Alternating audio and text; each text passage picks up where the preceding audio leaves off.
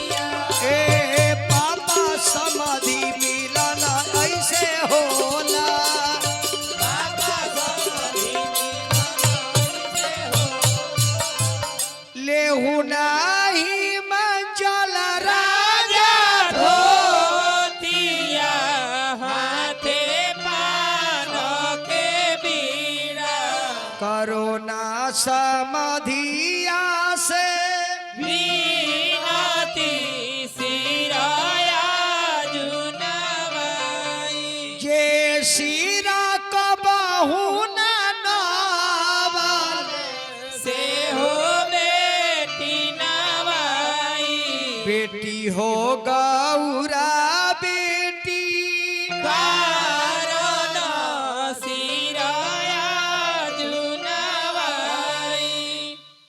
इतने मनोज बाबू भिखारी बाबू हमने किया चलो चलो इतने हुई एक बाद दुआर पर कौन लीला नहीं थे बारात चल जाए जनमासा में समियाना में हजार महीने से धूर्छक का पानी ले जाई है और से नहवान के कपड़ा ली है।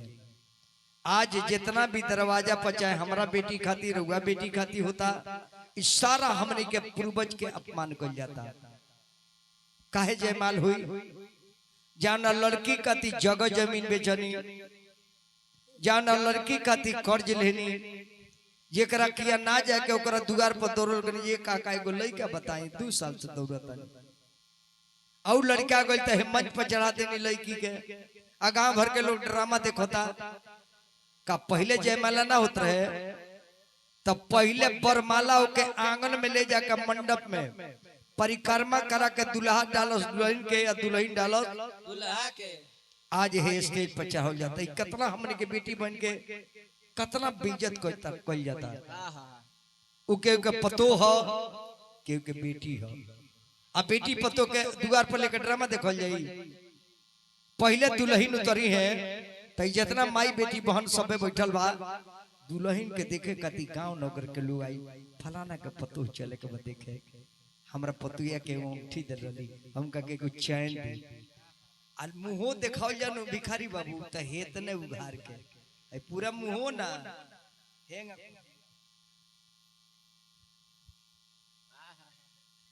अब तो जाई ना जयमाला होता तो बाप रे अब तो देखो तो जे चौकरी पर को चढ़ा देता रे सो हां लइको ले ले बिया माला लइको ले बा हेंगा के धो के घूमता रे सो आ लोग ड्रामा देखता इ दरवाजा पे स्टेज पर चढ़ा के लड़की के जयमाला करावल हमने के पूर्वज के अपमान कइल हो। भले फैशन में लोग जौन करे फैशन के दौर में इज्जत का कोनो गारंटी नहीं है। महादेव के जब जयमाला भइल ना रुकी अब लड़की के नहवान के कपड़ा आवेला अब इन्हें दुल्हा बानी समियाना में आ लड़की के नहवान के कपड़ा ही बा 1 मिनट के कमे बा इन्हें पार्वती के आंगन में नहीं होता।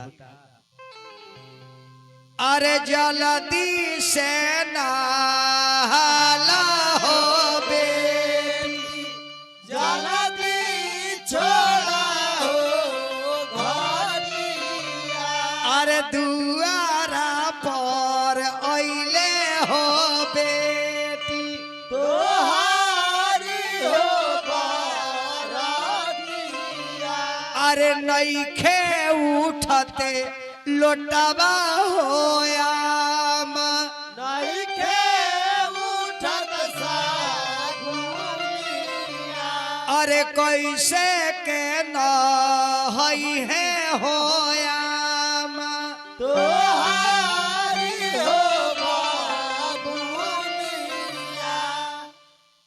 इस सही महादेव के बेरा रूप धल बानी। ए उम्र के आदमी के देवता खानी पूजा करे के चाहिए। बबुआ एक और माता बहन लोग गीत गावेला रोगल सुनले बानी। और हा बेंजू वाला कौन?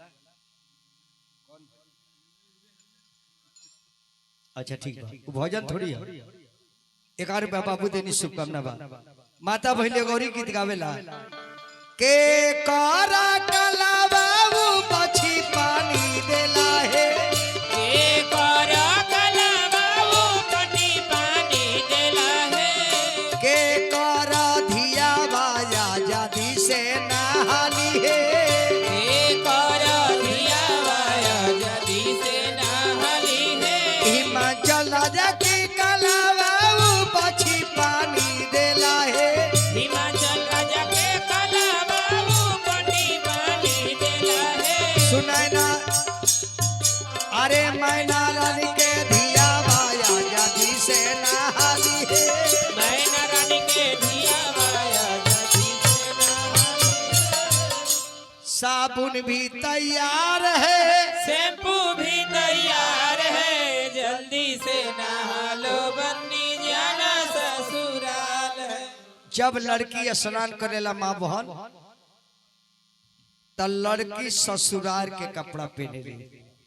आ जब ससुराल के कपड़ा लड़किनिया पहन ली आंगना में भसुल वाला गहना चढ़ावे।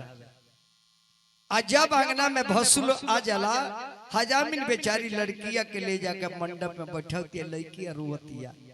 आ भसुर हंसता होता रहे। आ लड़की के बाप माड़ू के बांस थके रुआता रहे। लड़की के चाचा दरवाजा थके रुआता रहे। और लड़की के भाई बेचारा द्वार पर बैठ के रुआता। लोग वहाँ हंसता होता आंगना में। ए जी माई बहन लोग के गीत गाला हमने के घरवा होला।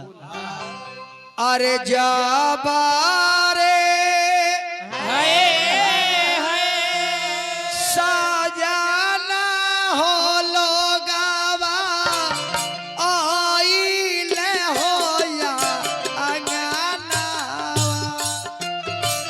जबारे साजना हो लोगावा आईले होया गानावा।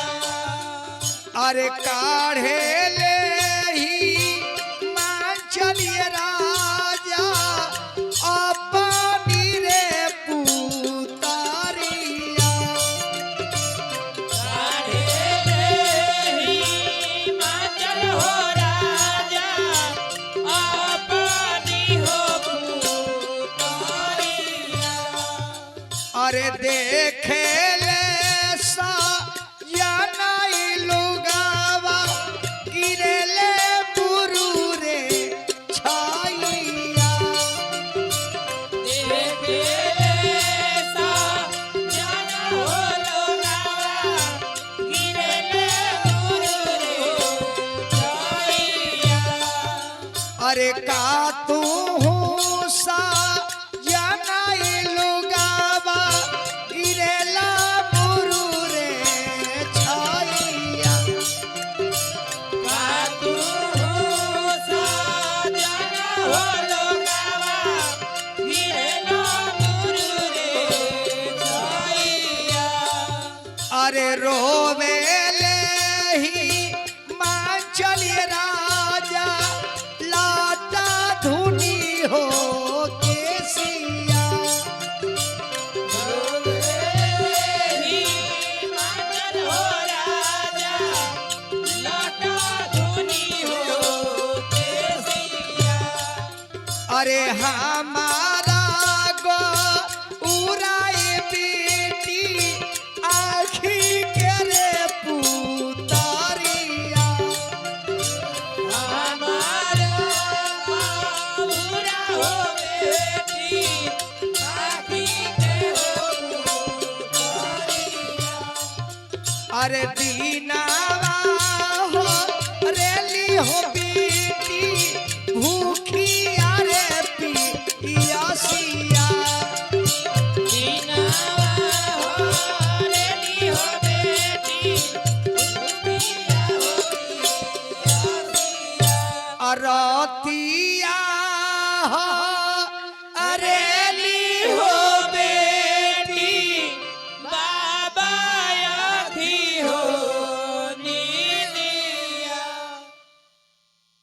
इतना नेक कैला के बाद भसुर जी गहना चढ़ाई ताग पात अच्छा जितना गहना जला माता बहिन उस सब गहना से पहले ताग पात के नाम कहे धरला काहे कि असली गहना उहे है जन पति पहनौले बड़े जन पति लेके आइल बड़े ताग पात लोग कहला कि ताग पात लेके 51 थान पहले तागे पात के नाम रहला इससे कि ऊ गहना कहीं बाजार में आ फिर जीवन में ना मिली इस ओकर सबसे नाम आगे भसुर जी दी है भसुर जी चल जाए तो आंगन में दुल्हा लोग के बुलावल जाला नौसे जी आंगन में चली आइल बारे मैना की आंगनवा पहुनवा सखी आइल बारे मैना के आंगनवा महादेव दुल्हा आंगन में चली नौसे असली देवता के यही रूप बाकी जानते जी का बन के हमने के लगवा सटल बन कहीं महादेव के आज है नाचो तरी बेचारी तो एक तरह से तो लीला हो एक के शिव जी के लीला कहल जाता लेकिन का जाने बुढ़वा बाबा के बन के आयल बनी आई बेचारी लड़की पार्वती बड़ी यह के बड़ी हमने के दजान तने नचनिया होई आ कोई माई पार्वती इनका में प्रवेश कैले होको तो इनका करब ऊ नाता से देखो जेगा पार्वती के देखल देखल जाला हाँ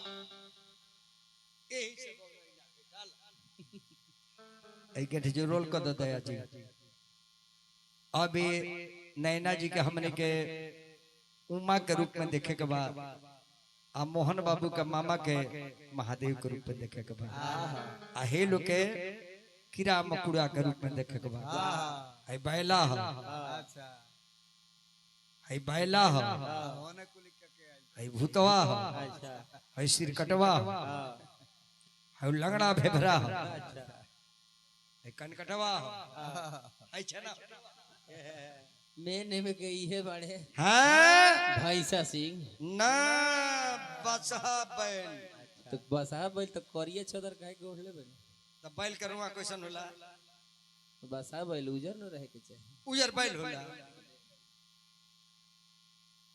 ठीक बा आगे बढ़ी हम महादेव का बैल इतने रंग कलर अलग चाहिए कि ना अच्छा अच्छा अच्छा चलिए सरकार बांध लो यही जी लड़की के बाप अपना बेटी की जांग पर बैठल है यह टाइम है 3:05 तनु यही बेराई नहीं कल जाला अब भगवान से निवेदन करब चाहे रउआ लो से आग्रह करब एगो कन्यादान जरूर दी एगो कन्यादान रउआ नहीं करत तो दुनिया में अइला से कोनो फायदा नहीं है आ जाई हीरो बाबू के मकान बा ई केकरा चलते बनल बा क्योंकि बेटी घर में आई पतोह बन के ते मकान बनावे के पड़ गई बेटा लोग के चलते घर नहीं के बनल क्योंकि बेटी खातिर बनल बा जे घर के इज्जत अब एको गो रूमवा ढलवा द जे पतोह आवे वाली बिया एगो लक्ष्मी उतरे वाली बिया ऐसे हर आदमी के जीवन में एगो कन्यादान अवश्य करे के चाहिए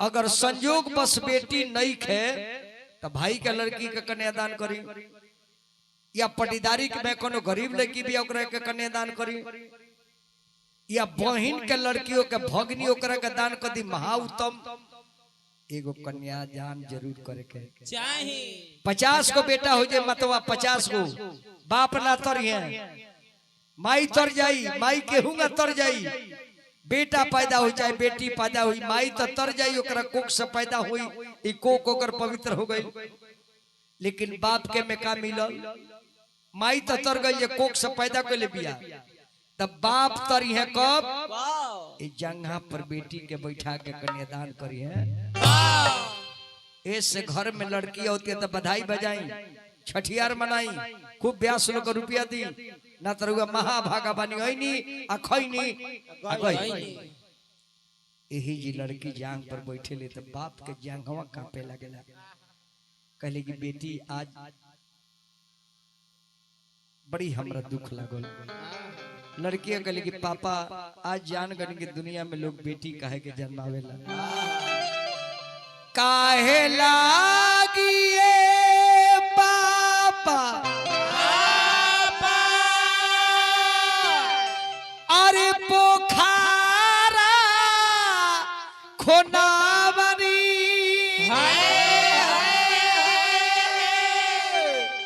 अरे काहे के बनावले बानी घाट काहे लागी ए पा बेटी जानमानी काहे के खोजानी तमाथवा मिशन बेटी अरे पोखरा अरे सभावा लगावे खातिर घाट अघारावा बसावे खातिर बेटी जानमानी पौआ पखारे के दामाद तब लड़की कहली कि बाबूजी जान गई जब रुआ यह करे के रहल तो हमरा के बचपन में बेटा कह के बुलाओ जे बेटा हेने आवो बेटा हेने आवो आज बेटा कहते कहते पापा बेटी बनाइए देनी आज हमहू बेटा रती पापा तई दिन देखे के ना मिली किया रे पापा कामा ना हो ना गरिया जुआ खिलानी ता बेटी आपन हारी गईली किया रे पापा कावाना नगरिया जुआ खेलानी तो हम रखे हार गईली ता आरे बेटी शिवा करे नगरिया जुआवा खिलानी ता बेटी आपन हारी गईली किया रे बेटी शिवा खेरे नगरिया जुआ खेलानी तो रखे हार गईली ताया रे पापा गैया हो भैसिया काहे नहारी गईनी बेटी ये के हारी गईनी किया रे भैया बकरुआ कहे ना होरानी तो लेके हार गईली ताया रे बेटी गैया रे बछरुआ घर के लक्ष्मी ता तू पीटी पाराया रहलू हे किया रे बेटी गैया रे बकरुआ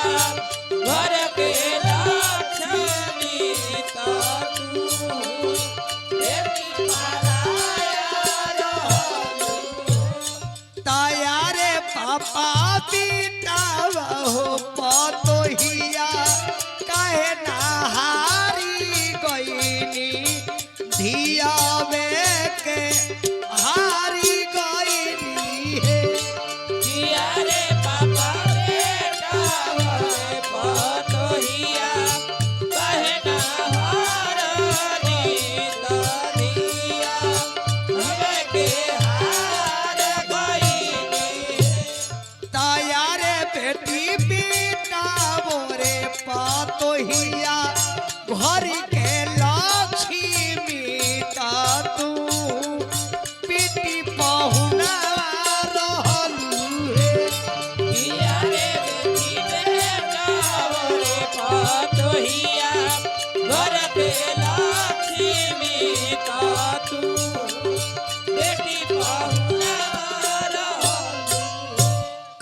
कथी के पिढ़ैया पापा हो बैठल बानी हमरो के बैठवले बानी हमरो के बैठवले बानी कथी के करे जवा पापा हो कोइले बानी हमरा के ते जातानी हमरा के ते जातानी आम के पिढ़ैया बेटी हो बैठल बानी तोहरो के बैठवले बानी तोहरो के बैठवले बानी पत्थर के छतिया बेटी हो कोइले बानी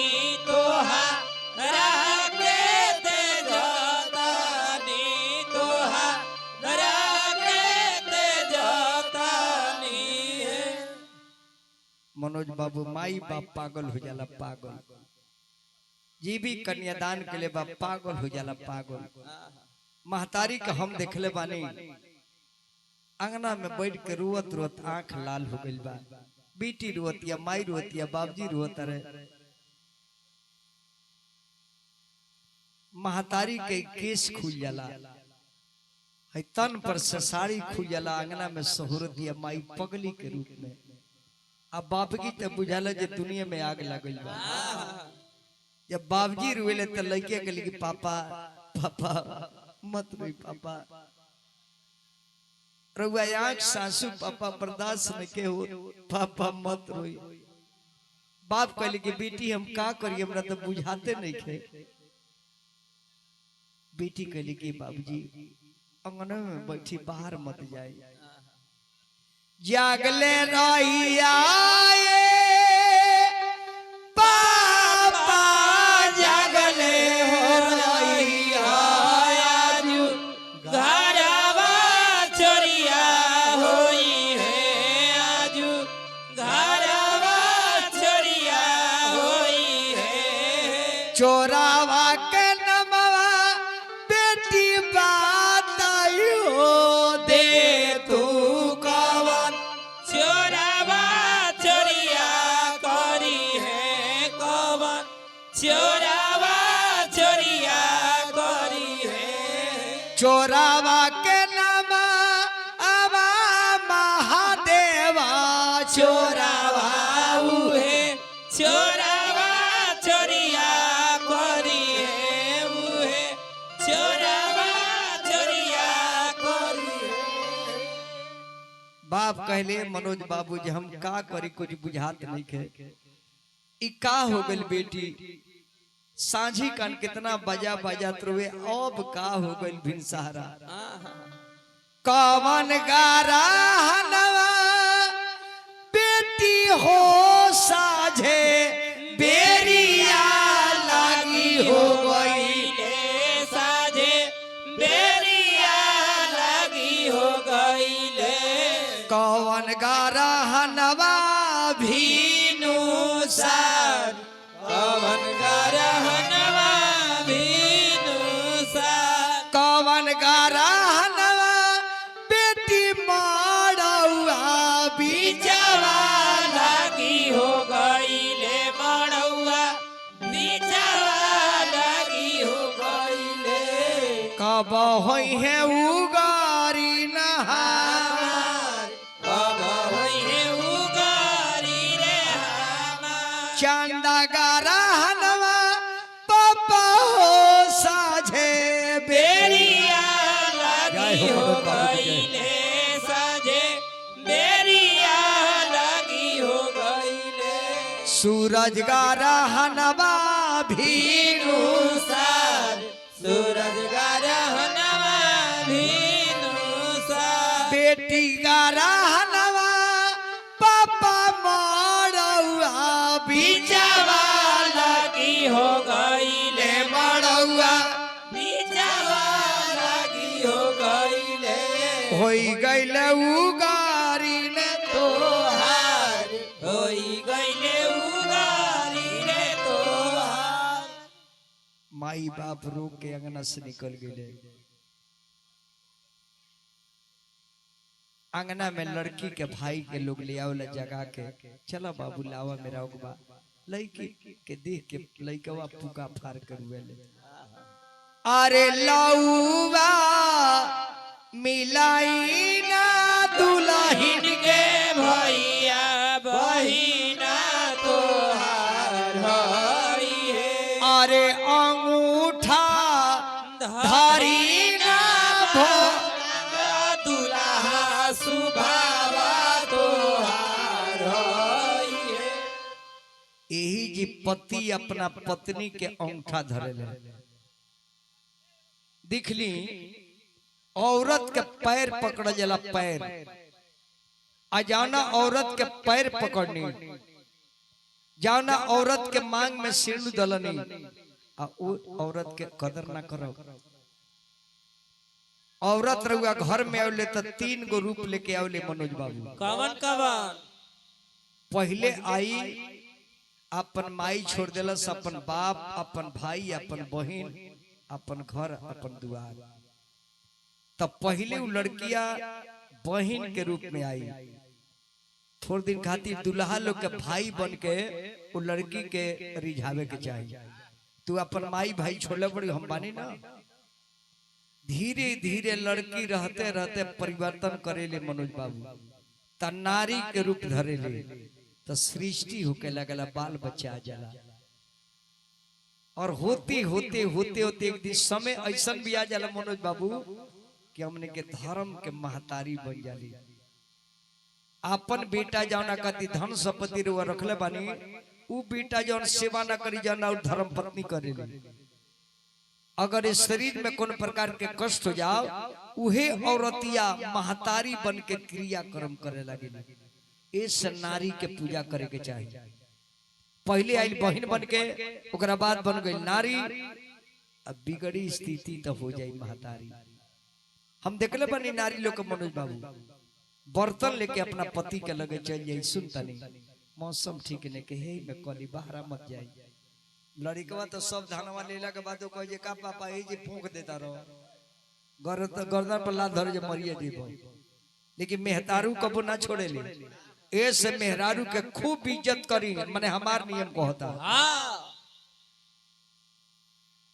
ओकरा बाद दुल्हा लो सिंदूर डाले ला लड़की के हाथ में, और जाना नारी के सिंदूर डाले बानी ओकर इज्जत रहुए एकदम करे के पड़ी। बाई दले बानी, हाथ दले बानी, अरे नौकरानियों के बराबर इज्जत करी। जौन लड़की रुआ खाती माई बाप घर दुआर छोड़ के आ गई, रुआ आंगन घर में पोछा लगावतिया, और जूठ बर्तन धोतिया, और जूठ खाना खा लेतिया। का ओ औरत के नौकरानियों के बराबर इज्जत ना करे?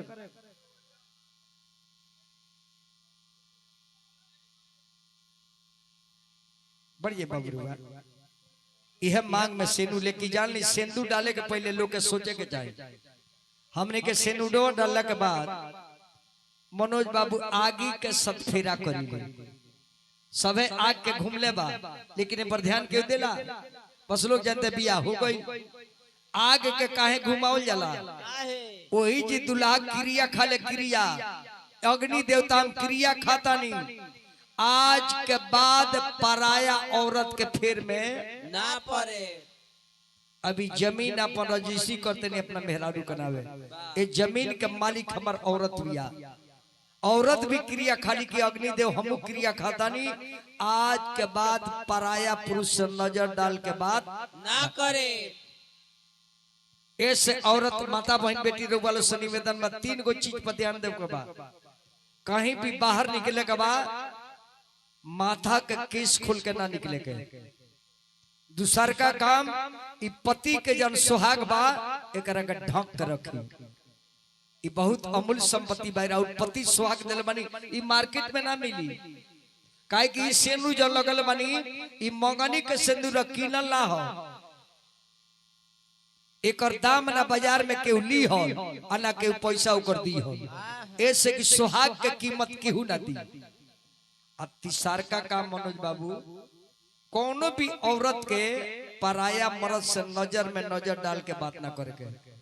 हे नजर में बहुत बीमारी बा मानी के रुआ हमरा कौर ताकतानी आके देख लिया और फोटो हमरा आंख में बा हमार फोटो रुआ आंख में चल गई बा मानी की कोनो औरत के विचार निमन बा देखतिया आ कोई हमार विचार गंदा हो गए तो विचार तो नजर में प्रवेश कर गई।